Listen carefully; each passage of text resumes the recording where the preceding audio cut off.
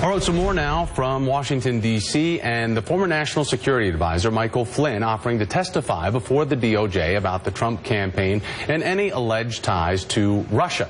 Flynn made that same offer to the Senate Intel Committee, which turned him down based on the fact that he would testify granted immunity, with one senior congressional source saying that immunity is, quote, not on the table. Now, it's not clear what, if any, crime Flynn may have committed. So far, he hasn't been accused of any, but I want to bring in Carrie Lucas, Vice President of Policy and Economics at the Independent Women's Forum, and Jonathan Alter, MSNBC political analyst, Daily Beast columnist, author of The Center Holds, Obama and His Enemies. Carrie, let's jump into this. If General Flynn has nothing to work, or hide rather, concerning Russian interference, the probes taking place, why would he seek immunity? Well, there is a concern. You know, he may be thinking back to somebody like Scooter Libby, who worked for Vice President Dick Cheney and was caught up in an investigation that became very political. Mr. Libby did nothing wrong, had committed no crime, but was eventually put in jail because of a process crime, and there was a very politicized investigation. So he could be thinking of that, but we just don't know at this point. That's why it's important for us to wait for facts to come out, and facts need to come out for sure. So do you think, Jonathan, though, that General Flynn asking for immunity is something that should be granted and worth it if investigators and those working on this probe feel that there is a bigger fish to catch? This is something that Congresswoman Jackie Spear had said earlier. Well, it depends on who he's going to drop a dime on and what he has to say, and we don't know that. So if he has a story to tell, as his lawyers have indicated, and it's a good story that goes to higher ups, which in his case is Donald Trump, then of course he should be granted immunity. But if he just wants immunity without providing anything in exchange, then it would be really premature to grant it to him at this stage. All right, so we'll still wait to see how that all unrolls. I want to talk about what ProPublica revealed this week, that the story on Secretary Price, in charge of Health and Human Services, that while he was still in Congress, he purchased $90,000 worth of stock in a pharmaceutical company, and the very same day he stepped in to try and derail legislation that would knock down the share prices. So, Jonathan, is that really a big deal or more common on the Hill than we know?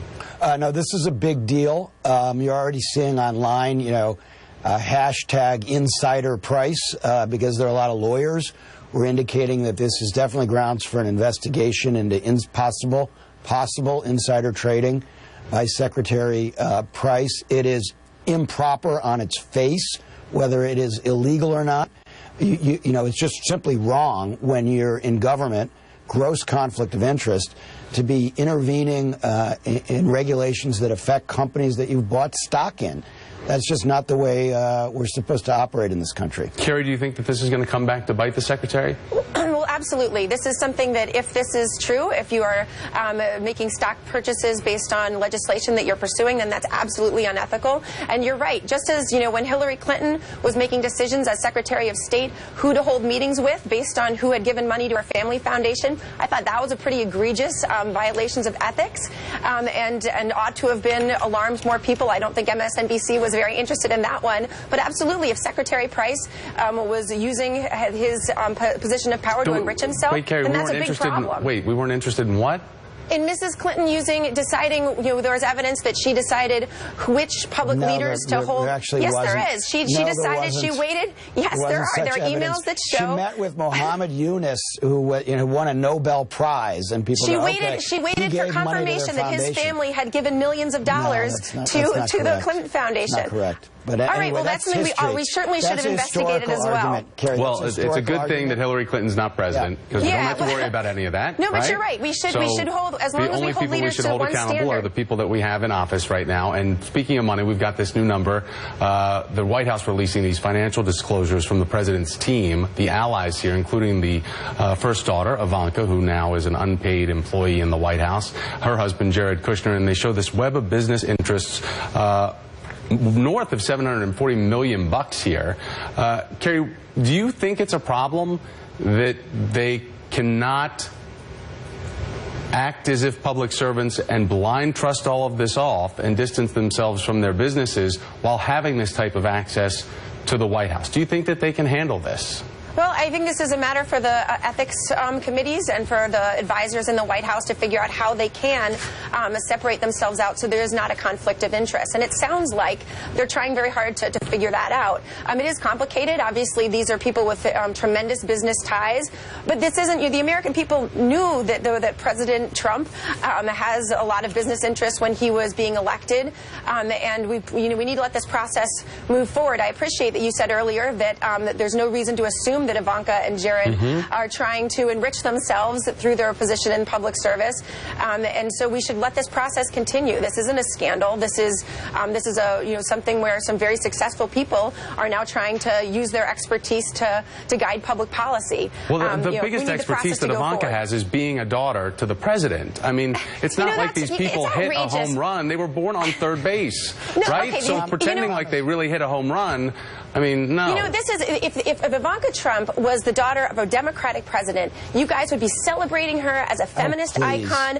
She has run a successful business. She graduated from Wharton Business School. It's frustrating how much the double standard you hold people to. I'm not saying that there's a double standard. I think that she's an amazing person. I know her personally. I think she's pretty cool, and she's done some great things professionally. I'm just confused about but you just said that we shouldn't pretend that she's accomplished in her own right. It's incredibly insulting and belittling of this woman. She would not be there if her name was not Ivanka Trump. But I want to say something. You could say that about the Kennedy. Robert F. Kennedy, before he became Attorney General, was chief counsel to a major Senate committee involved with investigations. He probably, it was nepotistic of JFK, but he had some qualifications for the job. She does not. But I want to say something on her behalf. So you think that her having a... Excuse me. I want to say something on her behalf, Carrie. I think there are troubling questions. They may be in violation of the Emoluments Clause of the Constitution, where the President and his family are not, under the Constitution, allowed to accept gifts from foreign governments. There are lots of favors coming in from foreign governments. But setting that aside, I am actually glad that she is close to President Trump in proximity for this reason, because she is one of the only people that he listens to, and she can, on occasion, not always unfortunately, but on occasion, talk some sense into him and maybe keep us from having a war or other major crisis. Tell her father, cool it, Dad, and maybe that'll save the country. No, like I said, I assume a good intent. So, Carrie, thank you very much. Great to have you on, as always. Good to see you, Carrie. Jonathan, as always, great to see you as well. And thank you at home. That's going to do it for